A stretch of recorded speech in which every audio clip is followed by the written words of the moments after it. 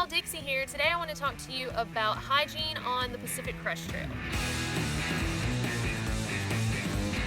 I know a lot of people wonder, when you're out on the trail for a 5 to 6 month trip, during a through hike or even an extended section hike, where do you bathe? How do you do laundry? How do you deal with feminine issues? Where do you go to the bathroom? All of those things. So I hope that today I can answer some of those questions that y'all might have by running through my general hygiene routine while on trail. One of the first things that I do hygiene related in the morning is brush my teeth. I carry one of the little travel size toothpaste, and people ask, like, how do you keep your teeth so white on the trail? I use Crest 3D white toothpaste. I use it at home too, and I mean, it actually does seem to whiten. So you can get them in travel sizes at drugstores, maybe even gas stations, grocery stores.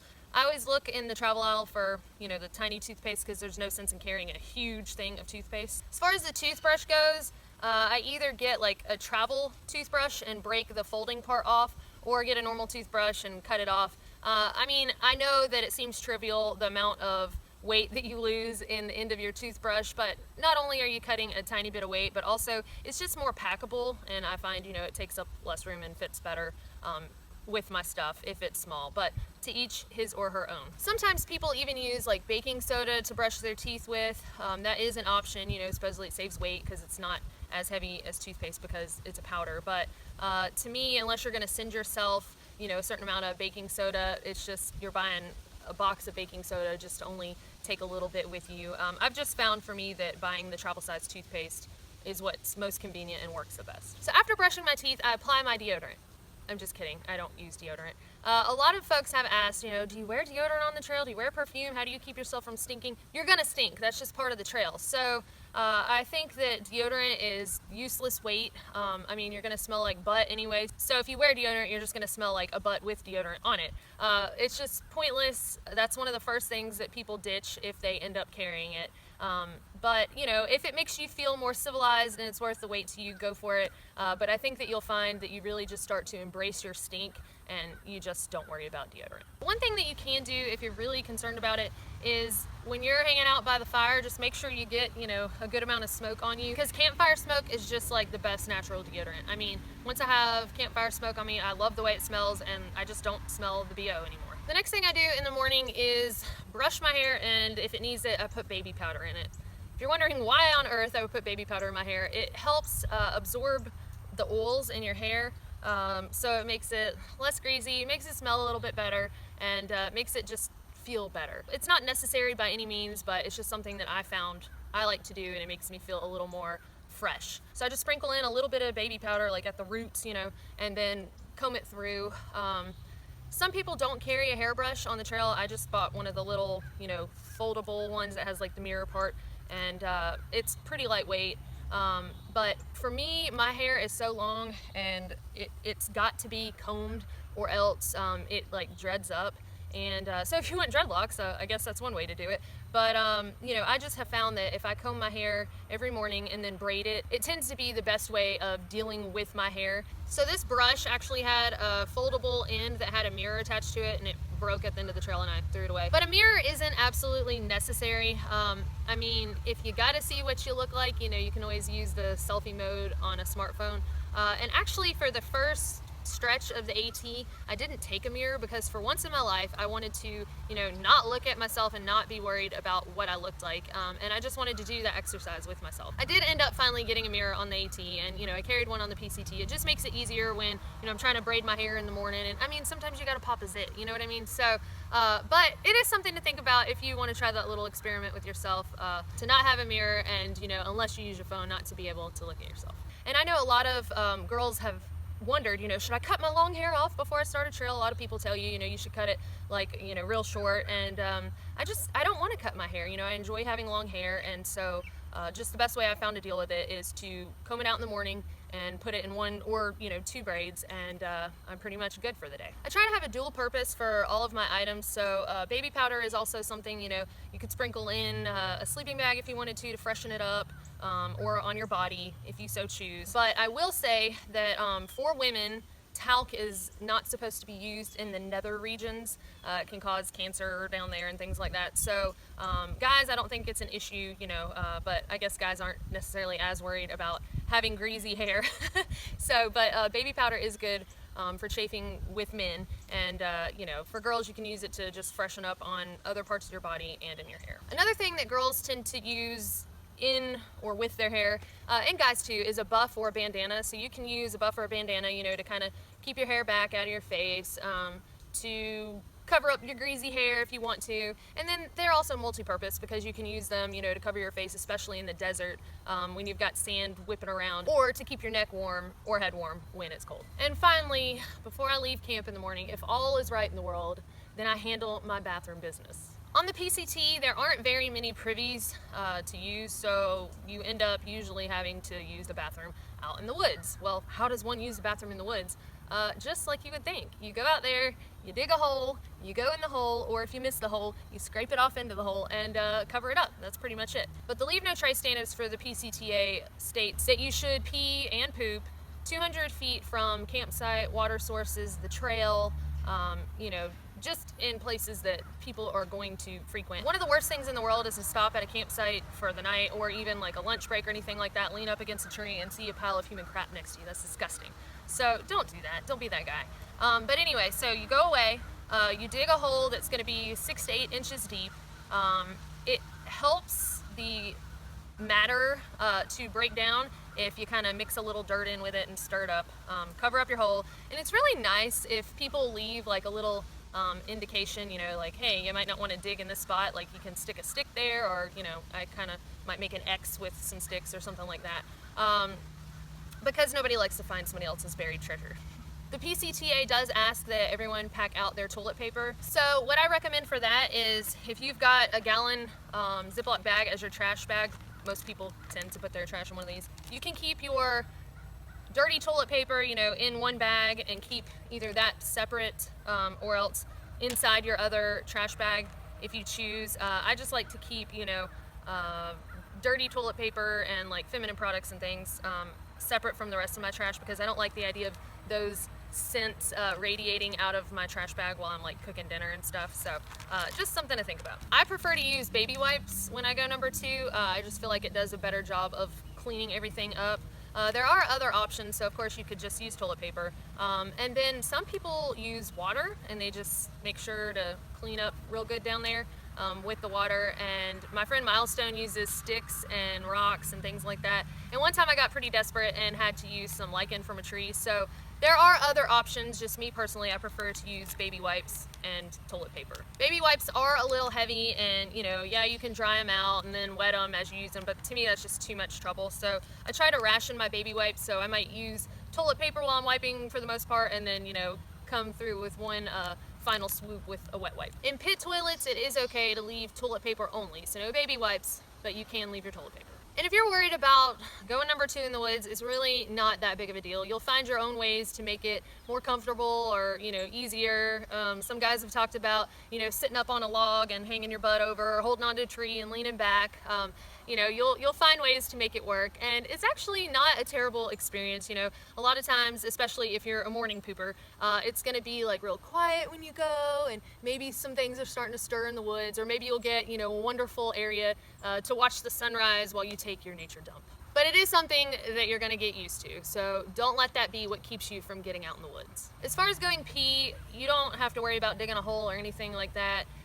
For girls, if you're gonna wipe, me personally, I just like T-Swift, Shake It Off, and like that song gets stuck in my head almost every time I pee, because I literally am like, shake it off, shake it off. There are other options. I mean, you can use toilet paper, but again, you're gonna have to pack that out. Or you can use a handkerchief as a pee rag. I did that for a little while on the AT, but I just found, you know, that with it hanging on the outside of my pack, it was touching other things, and I just really didn't want to put, you know, a dirty rag down there. And I haven't had any issues with the shaking it off method, especially because when I go number 2, you know, I'm using baby wipes, so I just tend to clean everything up really well. For women, there are also options of like the pee devices that they make. So like the P style and the Shiwi. I've never used one of those, so I can't really speak for them, but I know a lot of women that have used them and have said, yes, they're wonderful. And then I know some that have used them and said, it's just too much effort. Just for me, you know, I'm thinking I got to keep it in an easy to reach location, so that I can use it and not have to take my pack off, because that would be one of the biggest reasons I would carry it, is to not have to stop, take my pack off, you know, find a place to go, come back and all that. It would be just convenient to be able to, you know, whoop, put it up there and go. Also, one thing that could be useful is, you know, guys always talk about in the middle of the night peeing in a Gatorade bottle so they don't have to get out of their warm tent. So I guess having one of those devices being able to go in your tent, you know, in a Gatorade bottle could certainly work. So it's all about personal preference. I can't knock it because I hadn't tried it, but I just haven't had enough interest to give it a shot. But it is something to consider if you want the convenience of being able to just stand up and go and not have to expose, you know, your whole butt like in the middle of hiking during the day. And again, leave no trace principles for peeing, pooping, brushing your teeth, washing your pot, any of that stuff. PCTA states that you should go 200 feet from, you know, campsites, trails, water sources and all to get rid of those things, to deter animals from coming into your campsite at night. After going to the restroom, I always like to use a little squirt of hand sanitizer, because even though you think you might have done a really good job of keeping your hands clean, it's always better to be safe than sorry. I keep my wet wipes and my toilet paper in a separate bag, so I just put my hand sanitizer in there with that, because I've found that I remember to use it if it's right there in my face and easily accessible with the other stuff that I'm using while I'm going to the bathroom. Just saying, if it's placed conveniently, you're more likely to use it. So after I've brushed my teeth, done my hair, and gotten packed up and used the restroom, I start my day of hiking. Now around lunchtime is when I am going to do any laundry, if I decide to do any while on trail. On the longer stretches, I tend to wash some socks out, rinse them out, or underwear, just because it's really a morale booster when you have something more fresh to put on. So for underwear, I wear ex officios. I have used these for both of my through hikes. I'll use them for the CDT. I've never had a pair wear out during either through hike, and I take 2 pair for the whole trip and just, you know, rotate them out. So what I'll do is wear a pair one way one day, then the next day turn them inside out, wear them again, and then with my second pair I do the same thing. So while I'm wearing the second pair, you know, whether it's the first day or the second day, if it's going to be a long stretch before I'm in town and able to do laundry, then I might rinse, you know, a pair out. You will see people doing laundry in the water sources, even though it's recommended that you don't. If you choose to do your laundry in the water source, then please just be considerate about it and, you know, go downstream from where people are collecting their water. There's nothing worse than coming right up to the water source and, you know, somebody's like a little bit upstream from where the water crosses the trail, and you're like, oh, thank you, that's just what I wanted, is to collect your dirty underwear water in my bottle so that I can drink it. It's just not polite. Like I said, the best practice is to take it off somewhere else and rinse it out. I do not recommend using soap for anything really. I have never carried soap on the trail. I feel like it's extra weight that you don't need, whether that's for your food pot, your laundry, your body, whatever. You don't need it. If you are going to use soap, even if it's like a biodegradable, you know, camp soap or Dr. Bronner's or any of that, please take it away from the water sources. There is nothing in those soaps that is naturally in the water. We just don't need to be drinking soapy water expecting the little critters to live in it. So for my food pot, for my body, for my laundry, whatever, I just use water in either my hand or a bandana. But if I am going to do, you know, any sort of laundry, it happens at lunchtime. That way I can hang the wet items onto my pack and allow them to dry for the rest of the day. Like I said, I carry 2 pair of underwear, and for the most part I carry 2 pair of socks to hike in and then 1 thick pair to sleep in. During the desert for a stretch, I only had 1 pair of hiking socks and 1 pair of sleeping socks. It's just personal preference, and you might find yourself, you know, rotating out more for certain periods. So for example, if I know I'm going to be in a really rainy stretch, something about being able to put on dry socks in the morning, even if they're going into wet shoes, is just a huge morale booster for me. So for the Pacific Northwest, you might want to carry more than just like 2 pair of socks to hike in. But while we're on the topic of laundry, as far as laundry goes in town, I pretty much did laundry every town, and I know folks wonder, what are you supposed to wear while you're doing laundry in town? If you stay at a hostel, chances are they might have loaner clothes that you can wear. But if you're at a hotel or the hostel doesn't have loaner clothes, then you can wear your rain gear, even if that means wearing, you know, your raincoat and a towel wrapped around you. Or You can have a set of town clothes. For a while I toted a town dress, and you know, Perk has his little town skirt and top. But towards the end I finally just started wearing my raincoat and rain pants, or like I said, making do with raincoat and a towel wrapped around me, just to save some weight. So after a long day of hiking, the first thing I like to do after setting up my shelter is to climb into my tent and bathe off and get out of those stinky, rotten hiking clothes. Now, while you're in the desert, you're gonna find that everything is a lot more dusty and dirty. So if you're not camping near water or you're dry camping, water is going to be a precious commodity, so you might want to tote, you know, more baby wipes in those stretches that have less water, or just, you know, bathe off the essentials.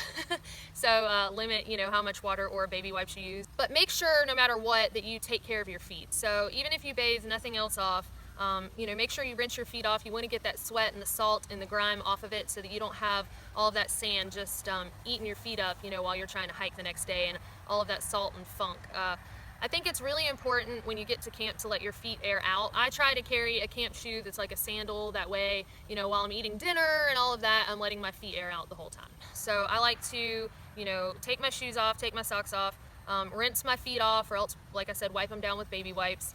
You know, massage them a little bit while you're down there because they need some love after all the hurting you put them through. And if you get to camp a little bit early, you know, you can always go and stick your feet in a water source and just let them rest. But again, try to remember to go downstream because nobody wants your foot funk all up in their mouth. I like to check out my toenails, make sure they don't need clipped or anything like that. So I do carry clippers. I did ditch them for a little while because you can get them for like 99 cents in town. So if you were really wanting to save weight, I guess you could every 2 weeks buy, you know, $1 pair of nail clippers. But I toted some for probably half of it and then went a while without them and then got another pair. But make sure that you're not like clipping your nails around the fire ring at night, you know, while somebody's over here cooking some ramen noodles, because the last thing anyone wants is a toenail flying in their food while they're trying to eat. Like I said, if you don't want to tote baby wipes and water is not scarce, you can always bathe the rest of your body off with a bandana and some water. Then I put on my clean pajama clothes, and sometimes I'll use the baby powder and kind of sprinkle on me. I found during certain stretches of the PCT that my skin got really dry, especially at the beginning in the desert, because, you know, I was used to living in humid Alabama, and the next thing I know I'm in the dry desert. And then also in the Sierra Nevada, it was very dry. So in the evenings, I would put lotion on the parts that were real dry and itchy. I didn't have to do that the whole time. I mean, eventually my skin acclimated. But that is something to consider if you have dry skin. You can just get a little travel size lotion and use it for that. But I would apply lotion while getting into my pajamas, and that way my body has time during the day to, like, you know, soak that stuff up. I keep my toiletries in a large Ziploc bag, but the things that could spill out, like the lotion and the conditioner and things like that, I keep inside a smaller Ziploc bag in that toiletries bag. Your toiletries or anything that has a scent to it really should be kept inside your bear bag at night, keeping animals from coming inside your tent to get them while you sleep. And then after I was all clean in my pajamas, I'd pull my hair down and kind of comb through it again, so any knots that it got in it during the day, and I tended to sleep with it down just to let it like breathe and rest, you know, during the night. And then after dinner, before going to bed, brush my teeth again. I'm a brushaholic, so I do it at least twice a day. Floss if I could remind myself to, and floss is multi-purpose because you can use it for repairs. And if you're not in a good flossing routine, then hey, why not start one on the trail? In addition to the toiletries I've already mentioned, I carried tweezers.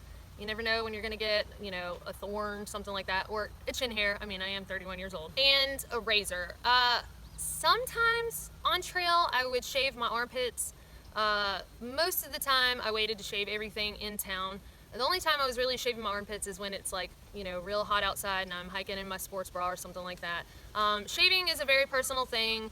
Some people don't care and just, you know, while dudes are growing their beards out, the chicks are growing their hair out, you know, and that's fine. But me personally, I just don't like hair on my body. I usually just carried a razor with me from town to town, because sometimes when you get to town, the first thing you're gonna do is want to shower. And if you don't have it with you, you gotta go to a store first and get one and all that. So it's pretty lightweight, so I would just take it with me. That way, if I wanted to shave my armpits, you know, while I was on trail, I could. But I would certainly have it ready to go once I got to town and got a chance to get in the shower. Nobody's gonna care one way or another if you shave or not.